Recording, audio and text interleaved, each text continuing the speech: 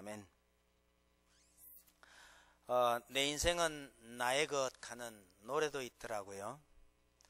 여러분, 이 말이 참 좋은 말인지 별로 안 좋은 말인지 한번 생각을 해보셔요. 내 인생은 나의 것. 좋은 말 같아요? 좀 문제가 있는 말 같아요? 다른 사람의 말에 자꾸 귀 기울이다가 내 삶이 헝클어지는 그런 경우가 들어있죠. 남의 말에 휘둘리지 아니하고 자기 소신대로 산다, 이런 뜻으로 내 인생은 나의 것, 이러면 참 괜찮은 말처럼 보입니다만, 그 외에 이 말이 좋은 뜻으로 쓰이는 경우가 별로 없을 것 같아요. 여러분, 말 잘 듣던 착한 아들이요, 어느 날 아버지 앞에서요, 내 인생 나의 것 하고 나오면요, 이거 어떻게 해요? 부모 말 안 듣겠다는 얘기 아니에요? 아니, 이제 그만 간섭하라는 뜻 아니겠어요, 이거? 지금까지는 아버지 어머니 말씀 잘 듣고 살았지만 이제는 제 소신껏 좀 살겠습니다, 간섭하지 마세요, 이런 뜻이 돼버린단 말이에요. 이거 좋은 말 아니에요. 한국 사람들 연세 드신 분이 그렇잖아요. 평생토록 남편 말이라 그러면 찍소리 안 하고 순종 잘 하던 부인이 나이가 많이 들어서 어느 날 그래요. 나도 내 인생 내 뜻대로 한번 살아보겠어요. 그게 내 인생 나의 것 합니다. 그러다 보니 지금까지 말없이 순종했던 거 다 억울한 거예요.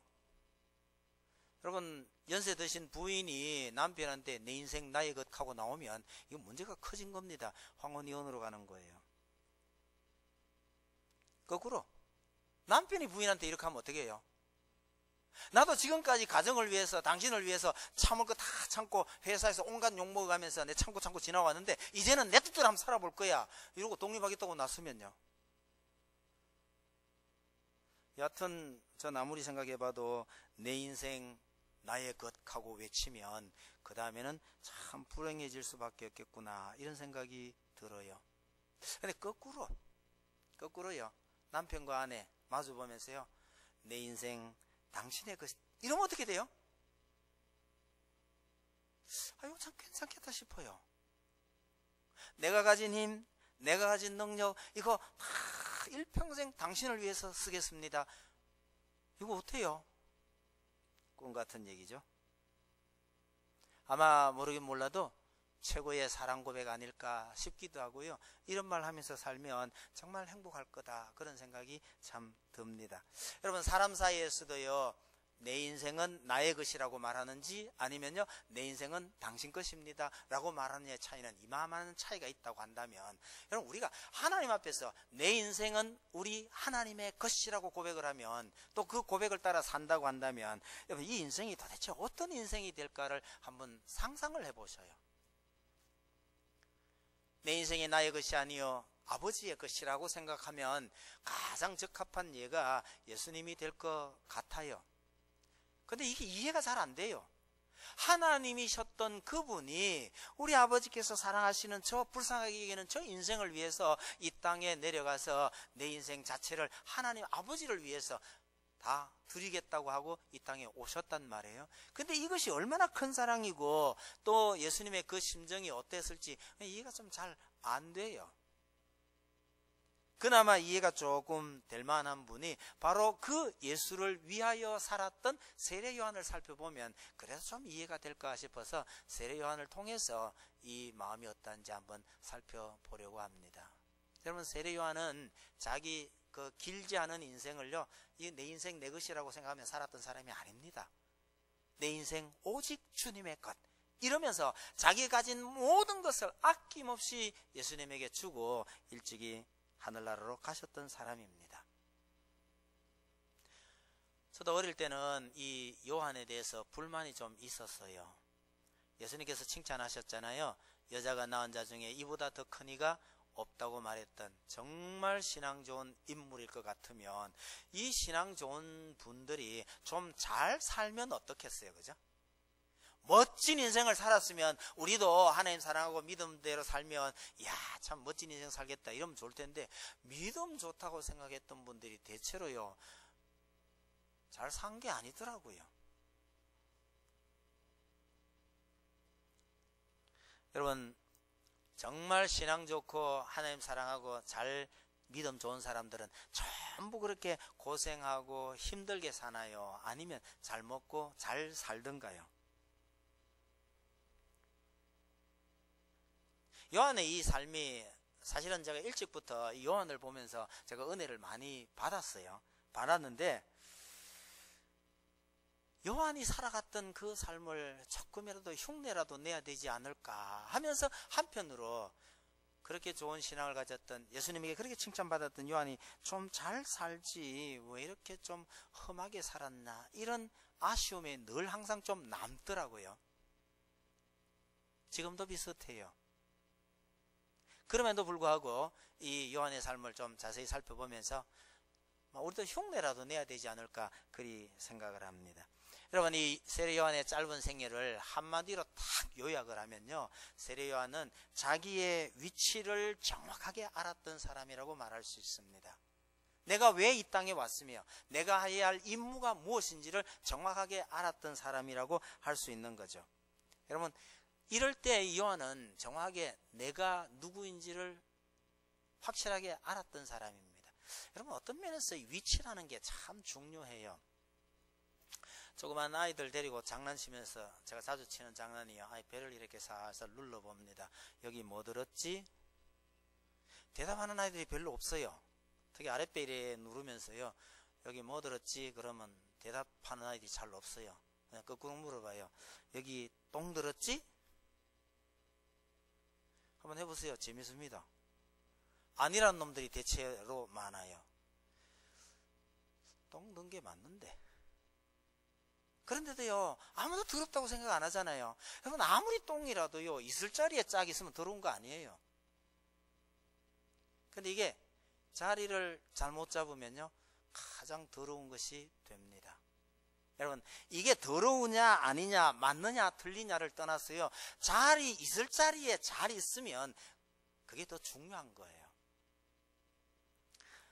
사람들이 남보다가요, 돈이 좀 더 있거나 권력이 좀 더 있거나 남들보다 좀 똑똑하다고 생각을 하게 되면 사람이 자기 자리에 안 있고요, 이게 이탈하는 경우가 상당히 많아요.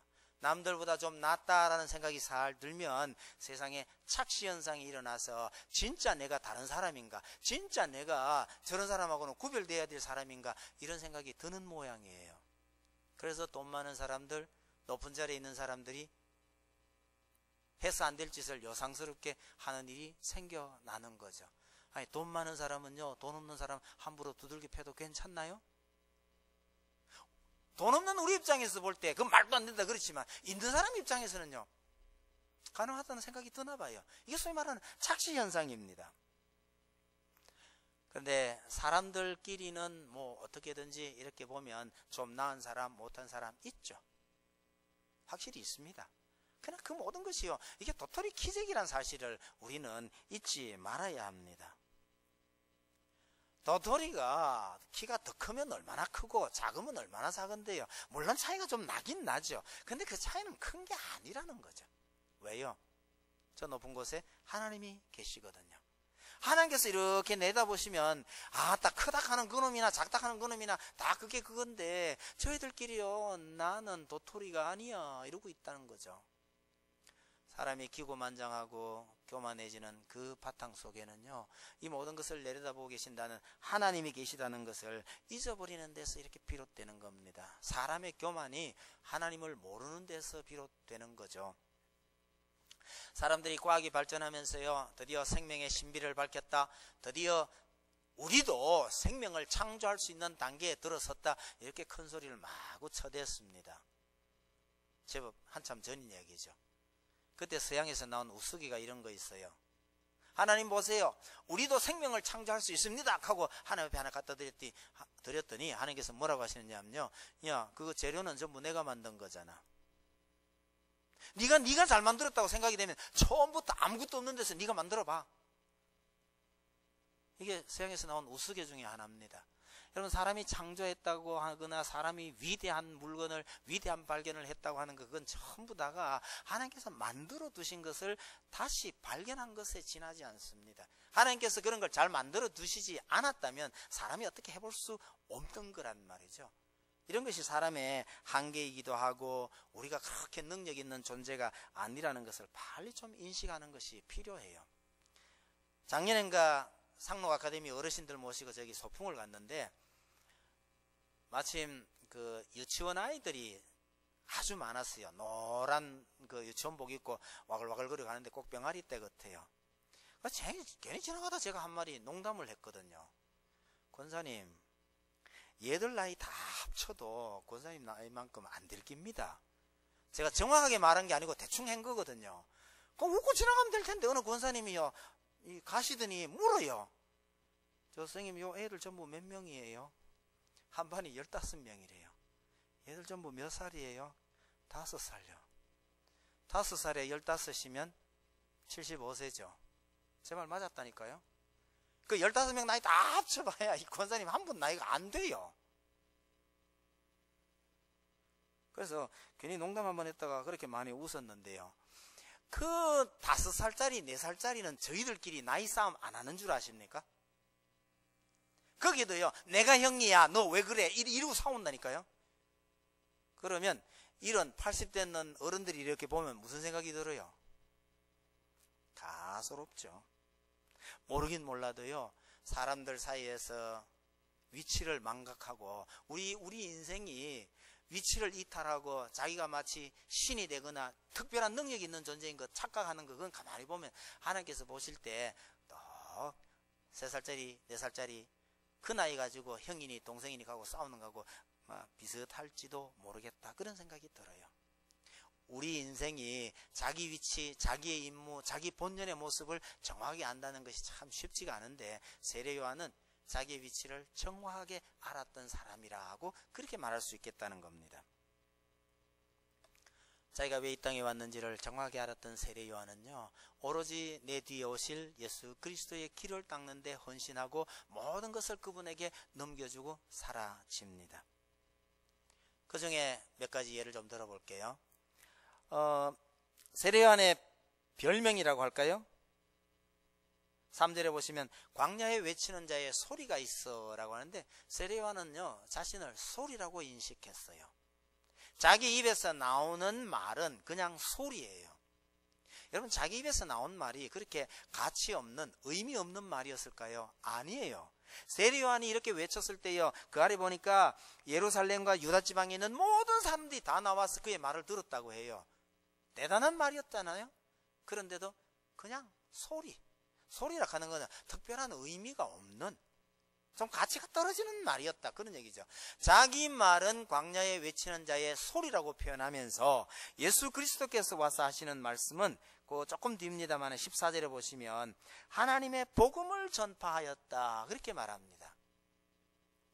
예수 그리스도께서 외치는 말씀은 복음이라고 하면서 자기 입에서 나오는 말은 그냥 소리라고 하는 거죠. 같은 입에서 나온 말이지만 예수님이 하시는 그 말씀의 가치와 자기가 말하는 이 말의 가치를 같은 위치에, 같은 급수에 두고 싶지 않았다, 그런 뜻입니다. 여러분, 정말 존경하는 선생님을 모시고 어디 갈 때는요 나란히 걷는 것조차도 싫을 때가 있어요. 그래도 약간 뒤에 처져서 걸어가고 싶지 나란히 서는 것조차도 내 스스로 허용이 안 될 때가 있어요. 이렇게 존경하는 선생님 옆에서.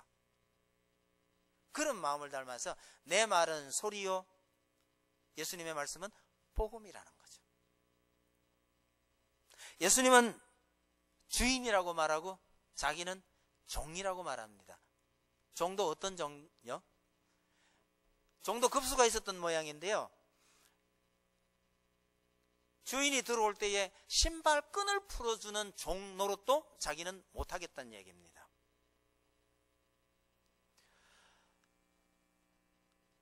유다 사람들에게 있어서 굉장한, 혹시 저분이 메시아가 아닐까라는 생각을 갖게 했던 그가 오시는 예수님 앞에서는 나는 종도 급수가 있는데 그 종들 중에서 제일 낮은 종만도 못하다고 스스로 고백을 하는 거죠.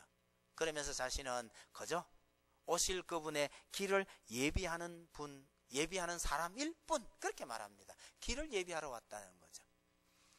옛날 우리 조선시대 때 아마 길을 예비하는 사람이 나장 중에 길나장이라고 있었나 봐요. 길나장. 사또가 행차를 하면 미리 앞에 가서 뭐 우리 하는 말로 물러끄락 하고 뭐 이제 사람 길 틔우는 이런 역할을 하는 사람을 길나장이라 했던 모양인데, 그걸 요즘 이제 컴퓨터 입문서 같은 거 쓸 때 보면 길나잡이 하는 뭐 그런 말로 쓰고는 있습니다만은요. 자기는 주인이 아니라는 거예요. 자기는 주인공이 아니라는 거예요. 그분이 오시는 길을 틔워주는 그런 작은 종에 불과하다. 그렇게 이야기를 합니다. 그러면서 나는 물로 세례를 주거니와 그분은 성령으로 세례를 주실 것이라고 그러죠. 우리가 물로 세례를 주고 성령 세례 우리가 익숙해서 그런데 그 의미는 꼭 한번 좀 새겨볼 필요가 있습니다. 물로 주는 세례요? 안 받아도 돼요. 천국 가는데 아무 지장 없습니다. 단지 성령 세례가 진짜이고 그 성령 세례를 받은 표로서 우리 사람 눈에 보이는 표를 낸 게 그게 세례란 말이죠. 그런데 내 뒤에 오시는 그분은 주인이신데 그분은 성령으로 세례를 주실 것이다. 이 말은요, 그분은 하나님이시다라는 뜻입니다. 죄를 씻을 수 있는 분은 하나님밖에 없어요. 성령을 주셔서 우리의 죄를 씻을 수 있는 그분은 곧 하나님이시다라는 얘기입니다. 그분이 오셔서 그런 일을 할 건데 내가 그냥 그림자처럼 모델하우스처럼 물로 세례를 베풀고 있는 겁니다. 그런 표현이죠. 여러분, 나중에 진짜 아빠가 좋은 자동차 사올 거야, 진짜 좋은 자동차가 어떤 건지 보여주려고 장난감 자동차 굴리고 앉아있는 거하고 비슷하다고 보시면 될 것 같아요. 제가 가지고 노는 거 이건 장난감입니다. 그런데 뒤에 오시는 그분이 진짜 차를 가지고 오실 겁니다. 이런 얘기예요. 나는 물로, 그분은 성령으로 세례를 주신다는 거죠.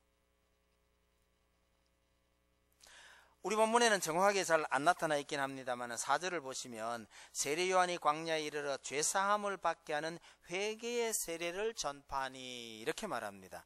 뭐라고 외쳤을까요? 회개의 세례를 전파했다라는 말은 요한이 뭐라고 외쳤어요? 뭐라고 외쳤을까요? 마가복음에는 안 나타났습니다.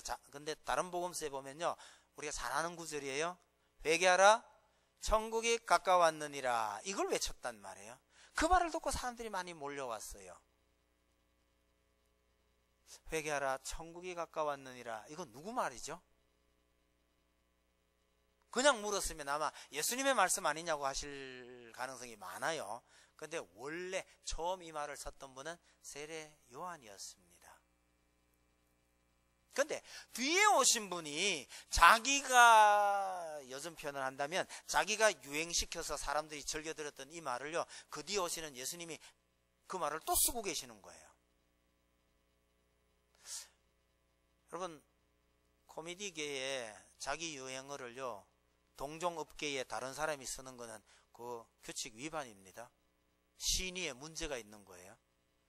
그거 내 유행어인데 그럼 다른 사람 함부로 쓰면 안 돼요. 근데 세례 요한은요, 자기의 트레이드 마크처럼 됐던 이 말씀조차 예수님에게 그냥 임계해서 예수님께서 이 말씀을 하시면서 복음을 전하도록 해요. 여러분, 우리 사람들 사이에서도요, 내가 퍼뜨린 유행어를 다른 사람이 쓰면 안 되고, 내가 상표 등록한 것을 다른 사람이 쓰면 큰일 나요. 히트 상품이나 특허에 올렸던 상품을 다른 사람이 함부로 쓰면 이거 큰일 나죠.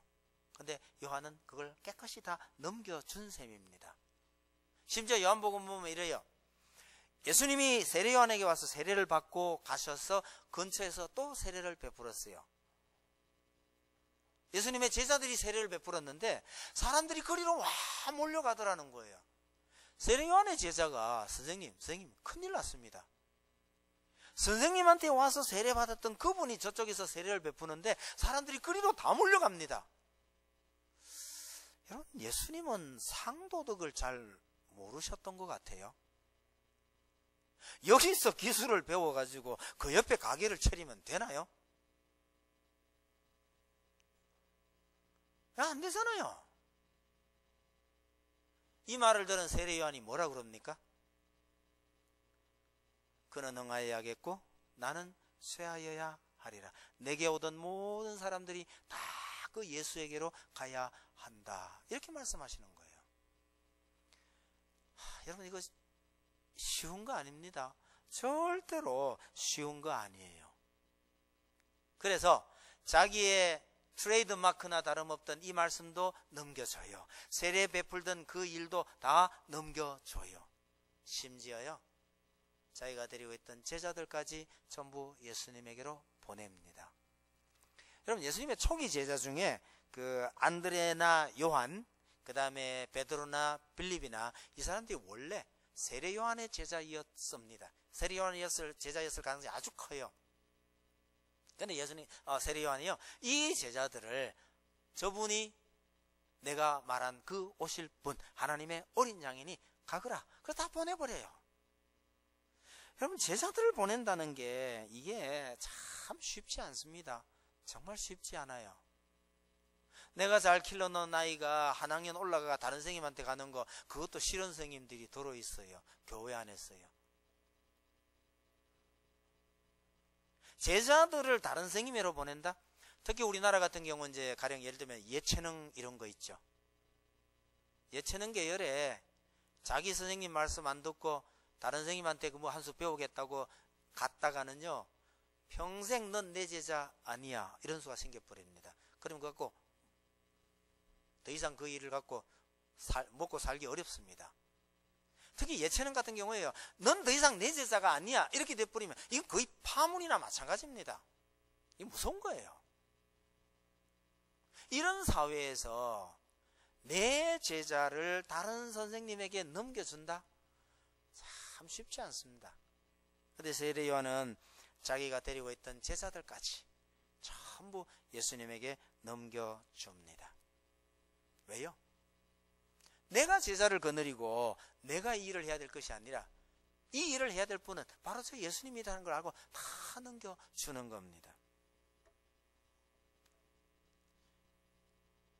이런 세례 요한이 잘 살면 얼마나 좋았을까 싶은데, 여러분, 세례 요한의 죽음이 참 허무하죠. 여자가 낳은 자 중에 이보다 더 큰 자가 없다고 했던 그 세례 요한이요, 헤롯의 잘못을 지적하다가 옥에 갇히게 되고, 결국 그를 미워했던 헤로디아 때문에요, 그 조그만 계집아이의 춤값에 목이 날아가 버립니다. 그렇게 위대하다고 했던 세례 요한의 죽음치고 사실은 너무 허무하지 않느냐, 그 말입니다.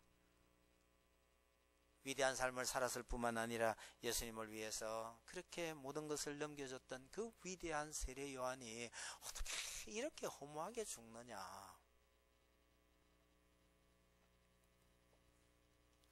여러분, 세례 요한은요, 자기의 죽음을 통해서까지 예수님의 죽음이 우리에게 어떤 의미를 가지고 있는지를 보여주고 있는 겁니다. 세례 요한의 죽음이 너무 허무하지 않느냐라는 생각이 이렇게 들면, 여러분, 예수님의 죽음도 그러하다라는 것을 우리가 알 필요가 있습니다. 여러분, 아무도 예수님의 죽음을 허무한 죽음이라고 말 안 하죠. 아니, 그런 생각 해보지도 않았을 수 있습니다. 왜요? 우리에게 너무너무 큰 은혜고 우리는 너무너무 그 일에 대해서 감사하고 있으니 예수님의 죽음에 대해서 우리는 그저 감사할 뿐이지 그분의 죽음의 의미가 어떤 것인지 우리는 생각을 잘 안 해보는 겁니다. 그런데 여러분, 가만히 냉정하게 한번 생각해 보세요. 하나님은 혼자 계시니 정말 다행이라고 생각해요. 여러분, 만약에 하나님에게 친구가 있었다면요, 이 예수님의 죽음을 보고서 하나님께 뭐라고 했을 것 같아요? 하나밖에 없는 독생자를 이 땅에 인간으로 보내서 저렇게 처참한 죽음을 죽게 했는데 왜 그랬냐고 물었더니요, 내가 만든 그 인간을 구원하기 위해서. 새로 만들면 되잖아. 여러분, 한번 생각해 보셔요. 하나님께서 인생은 자기가 만든 존재라는 거예요. 자기가 만든 피조물을 위해서 자기의 독생자를 이렇게 희생시킨다는 것이, 여러분, 하나님의 어떤 친구분이 계셔가지고 그걸 보면 이 무슨 짓을 한 거예요, 이거? 여러분, 우리 인생의 입장에서는 우리 온 인류를 위해서 예수님께서 돌아가셨다 그러니까 참 고귀한 것처럼 느껴지지만 하나님 입장에서를 보면 정말 그럴 만한 가치가 있는 걸까요? 천지 만물을 말씀 한마디로 다 창조할 수 있는 그분이 창조한 우리 인생을 위해서 독생자를 희생시켰다라는 것이 이게 그럴 만한 의미가 있는 거냐고 생각해 보면, 여러분 어떤 시각에서 보면요, 예수님은 참 진짜 의미 있는 죽음이라기보다는 우리 온 인류를 위해서 죽었다는 것이 다른 각도에서 보면 허무한 죽음일 수 있는 겁니다. 왜 이런 일을 하셨느냐? 그거는 하나님께서 우리를 이렇게 사랑하셨다는 것 외에는 달리 설명할 방법이 없는 거죠. 여러분, 예수님의 그 죽음과 고난이요, 우리 입장에서 보면 이보다 더 큰 사랑이 없지만 각도를 바꿔서 하나님의 입장에서 보면 이게 정말 해서 안 될 일을 하나님께서 하셨구나, 이런 측면이 있다는 걸 우리가 좀 살펴볼 필요가 있습니다. 그걸 어떻게 아느냐고 그러니까요, 예수님의 그림자로 모형으로 왔던 이 세례 요한의 죽음을 보니까 그런 면이 있구나, 이해가 조금 되는 겁니다. 여러분, 그래서 세례 요한은요, 자기 인생 전부를 예수 그리스도에게로 깨끗이 넘기고 그냥 사라집니다. 세례 요한은 많은 사람들을 자기에게로 불러 모아서 예수님에게 그대로 인계하고 사라집니다. 가끔은 우리 교회나 교회 직분자들이나 교사들 중에 이런 분들이 있어요. 아이들 열심히 가르치거나 전도하거나 사람을 많이 모아요. 모아가지고 이 사람들을요, 우리 예수님께로 잘 인계해야 되는 것, 이게 세례 요한을 닮아가는 길이죠. 근데 가끔은 사람들을 많이 불러 모았는데 예수님께로 인계 안 하고요, 자기가 이렇게 끌어안고 있는 사람이 있어요. 전부 자기 똘만이 만들어 놨어요. 자기의 유익만을 위해서 쓰는 경우가 가끔 있더라고요. 여러분, 이거 참 문제가 되잖아요.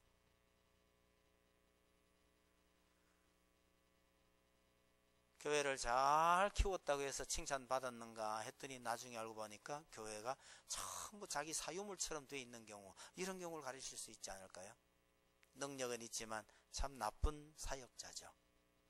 또 가끔은요, 교회에 직분을 맡긴 해놨는데 사람들을 끌어모으지 못하는 사람도 가끔 있어요. 아니, 이 사람한테 맡겨놓으면 애들이 다 떨어져 나가.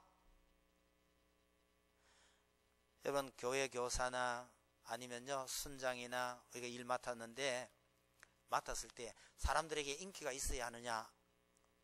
말할 필요도 없이 인기는 있어야 해요. 왜요?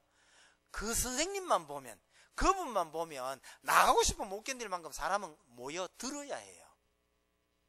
근데 누구한테는 아무도 가기 싫어해, 안 갈라 그래, 이건 아예 무능한 거기 때문에 절대 자랑할 일이 아닙니다. 세례 요한은요, 그가 외쳤을 때 많은 사람들이 몰려왔어요. 유능했다는 뜻입니다. 유능했음에도 불구하고 그 모든 사람들을 전부 예수님에게로 인계하고 사라집니다.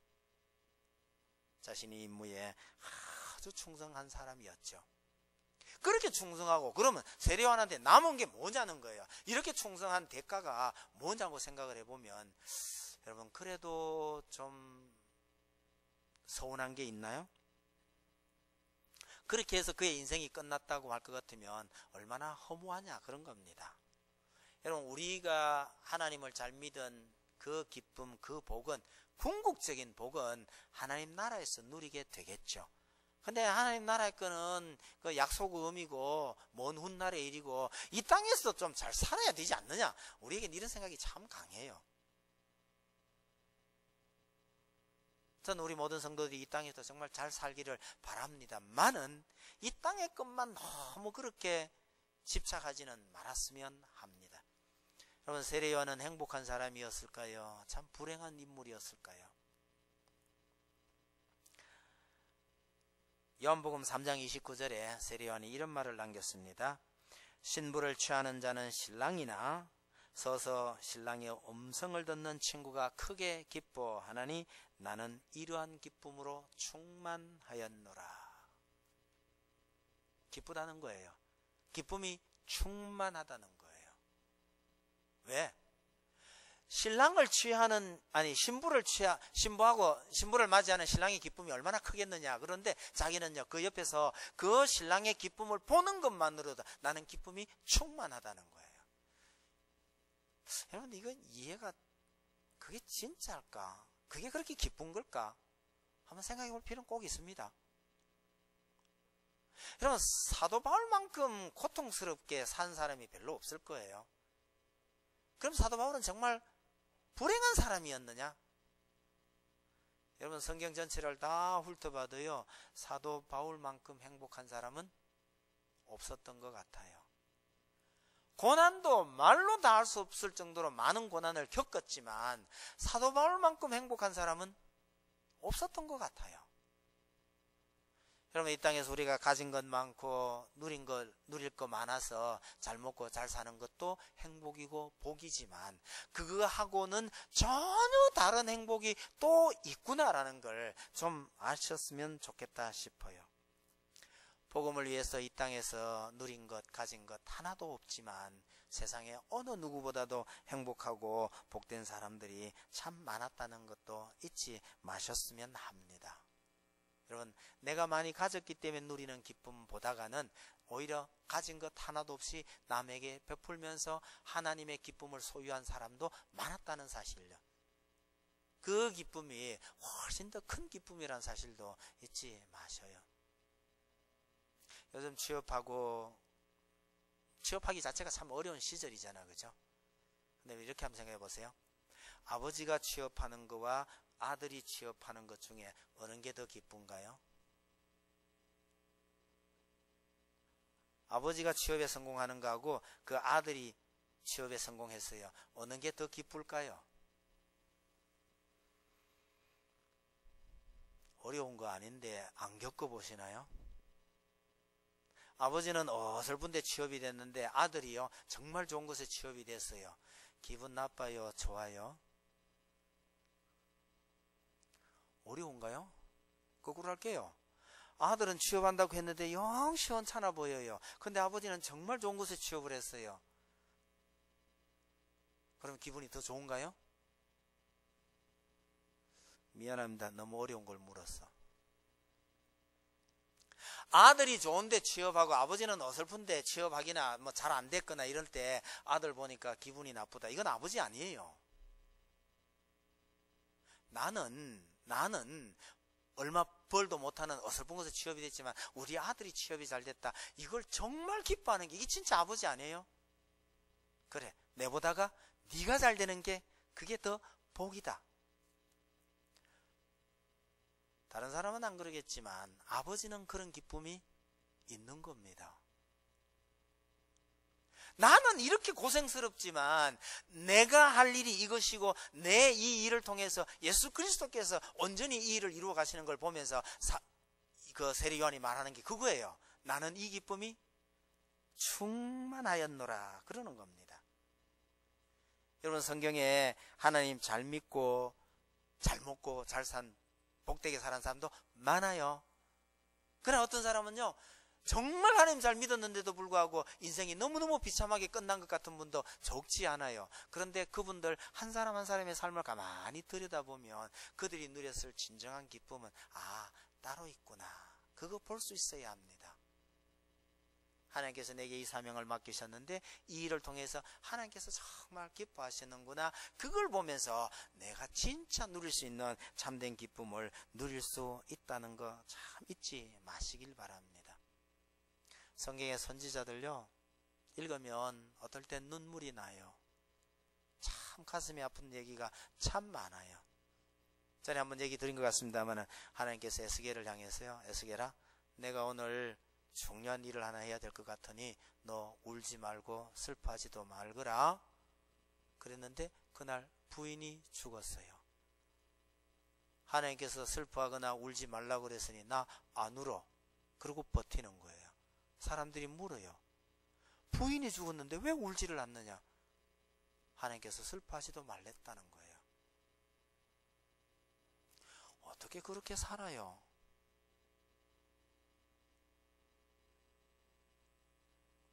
여러분, 이런 게 성경에 한두 개가 아닙니다. 그분들이 어떻게 그렇게 살 수 있었느냐? 이런 과정을 통해서 하나님께서 우리를 얼마나 사랑하고 계시는지를 이걸 깨닫기 때문에 그 일이 그런 아픔들을 다 이겨내고 오히려 그 속에서 또 기쁨을, 남이 알지 못하는 기쁨을 누리며 살더라는 거예요. 어디서 그 일이 가능합니까? 내 인생이 내 것이라고 생각하면 그런 기쁨은 절대로 누리지 못합니다. 내 인생을 누가 간섭해? 내 맘대로 하겠다는데 누가 간섭하는 거야? 이러면요, 그런 기쁨 절대 알 수 없는 거예요. 내 인생 하나님의 것이고 하나님께서 내게 명령하신 대로 내가 사느라면 내 인생을 하나님께서 쓰실 것이라고 믿는 사람만이 하나님께서 주시는 기쁨을 누릴 수 있게 되는 거죠. 우리 아이들이 간혹요, 내가 사는 거지 엄마 사는 거 아니잖아 그러면서요, 자기 판단대로 놔두면 내가 알아서 잘할게 이래가지고 알아서 잘한 사람은 거의 없어요. 어쩌다가 잘간 아이들이 혹 있을 수는 있겠지만 거의 대부분 내 인생 내가 알아서 할게 그래서 잘 가는 게 아니더라. 그게 망할 가능성이 참 많아요. 이걸 생각하면 우리가 하나님 앞에서 하나님, 제 인생 하나님의 것입니다. 하나님께서 알아서 나를 쓰십시오. 그러면서 하나님께 나를 내어드린다. 나를 내어드린다는 건 하나님께서 이걸 원하시는구나 하는 거예요. 그 말씀 따라가는 길이에요. 근데 지나고 보면 그 길이 제일 편해요. 그 길이 제일 쉬워요. 당장은 말씀에 순종하는 것이 참 힘들고 어려울 수 있습니다만은, 참 힘들고 어렵다 싶어도 그것이 하나님의 원하시는 바요, 하나님께서 뜻하는 바이라면 내 인생 하나님께서 인도하실 것이니 그 길로 가는 거예요. 근데 뒤돌아보면요, 그게 정말 복된 길이요, 쉬운 길이요, 꽃길이었음을 고백할 수 있게 되는 겁니다. 하나님의 말씀에 순종하면서 하나님께서 주시는 특별한 복을, 특별한 기쁨을 누리며 사시는 여러분들이 다 되시기를 바랍니다. 기도하겠습니다. 하나님 아버지, 세례요한이 이 땅에 우리 예수님의 길을 예비하는 사명을 띠고 왔습니다. 인간적으로 볼 때 자기 것은 하나도 없이 모든 것을 예수님에게 넘겨드리고 그런 허무한 모습으로 사라진 것 같습니다. 그러나 그 속에는 하나님께서 주시는 참된 기쁨이 충만하게 있었다고 스스로 고백을 합니다. 우리가 어떻게 본다면 도무지 이해할 수 없는 세례요한의 삶이긴 하지만 하나님의 뜻대로 살아가며 하나님, 내 인생을 하나님의 것이라고 하나님께 맡기고 살아갈 때에 하나님께서 남이 알지 못하는 참된 기쁨을 주신다는 것을 우리 성경 말씀을 보고 확인하고 또 그렇게 살아가기를 다짐해 봅니다. 부족한 저희들이지만 하나님 말씀 따라 살며 말씀에 순종할 때에 하나님께서 주시는 참된 기쁨을 누리며 살아갈 수 있도록 저희들 인도해 주옵소서. 또 한 주간 직장생활을 하며 또 이웃들과 함께 어울려 지낼 때에 이런저런 힘들고 어려운 일들이 많이 있을 줄 압니다. 그럴 때마다 하나님의 말씀을 기억하게 해 주옵소서. 하나님을 기억하게 해 주옵소서. 그러는 가운데 하나님의 세심하게 돌보는 손길을 또한 느낄 수 있도록 저들을 인도해 주옵소서. 예수님 이름으로 기도하옵나이다. 아멘.